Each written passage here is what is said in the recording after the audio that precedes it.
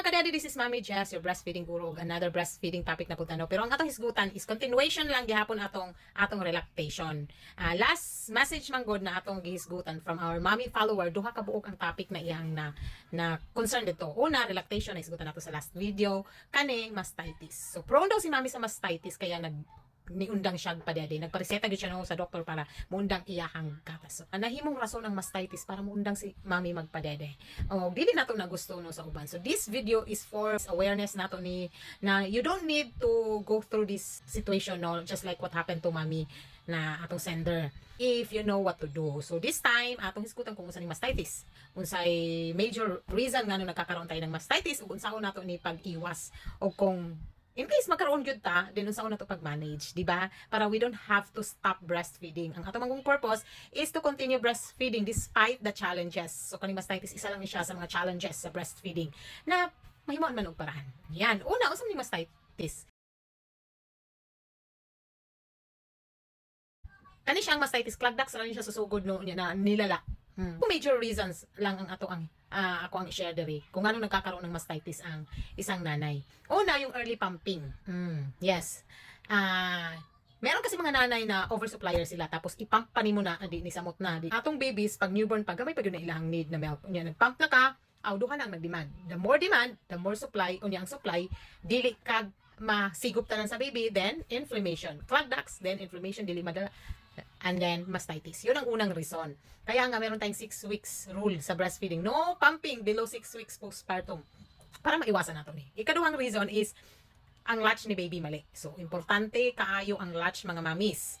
Kay dako kay na siyang impact sa pagsigop sa gatas. Once dili makuha tanan dahil mali ang latch ni baby, then clogged ducts, and then kung mulala mastitis. So usually ang nakaka-cause talaga ng paulit-ulit na clogged ducts ay ang oral ties.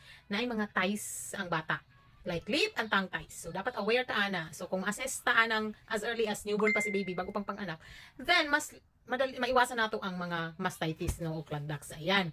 So kung unsa may buhaton pag naa na tay inflammation, kung clogged ducts man god, dagandahin mo sa inyong lactation consultant. No, ayaw na gyud ninyo padugayan na buko na burag bato hantod sa mahimo nang inflamed. So dagan mo kung naa na mo makita ang mga clogged ducts na dili na ninyo makaya og matik-matik dala sa inyong balay.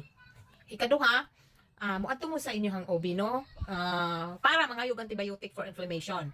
Ayaw mo pagpareseta na muundang ang gatas. Please kanang mangita sa tagparaan para dili gyud mo padulong sa kanang puundang sa milk kay basi unya ganahan na puta mo pabalik after 8 months di mahirapan na ta, dili magud na nakasayo na undang-undang nakagdede padede and then ipabalik nato dayon na ami lactation management na which we can teach here in our lactation clinic.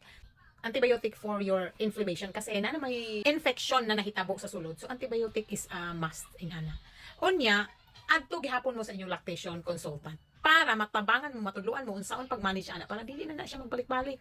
We can also assess kung naay ties ang bata na mao'y cause nga nung gabalik-balik. Kung ang atong goal is to continue breastfeeding, you have to go to the right person for help on how to manage this kind of challenge.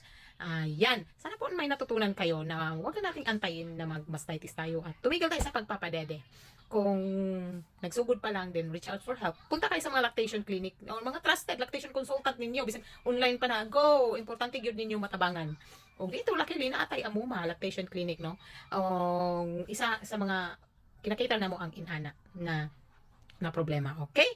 So, thank you so much for watching. I hope you learned something. Bye!